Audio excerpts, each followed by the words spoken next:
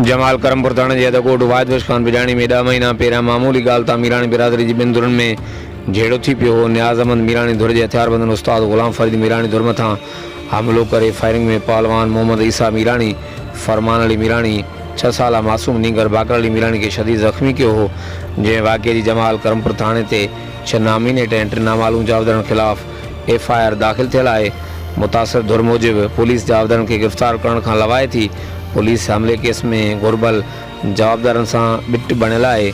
जवाबदार धुर बाअसर हुअण सबबि फरियादी धुर मोहम्मद ईसा मीराणी ऐं ॿियनि खे धमकाईंदा रहिया आहिनि। काफ़ी भेरा जवाबदार धुर केस खां हथ खणण लाइ फरियादी धुर खे धमकाईंदे फायरिंग भी कई आहे। होॾां मुतासिरनि IG Sindh DIG Larkana SSP Kashmir कंदाकोट ऐं ॿियनि वस वारनि खां नोटिस वठण, तहफ़्फ़ुज़ ऐं इंसाफ़ जो मुतालबो पूर्ण कयो आहे। हर वक़्तु आगाहण लाइ ॾिसंदा रहो JTN वेब न्यूज़, जमाल करमपुर।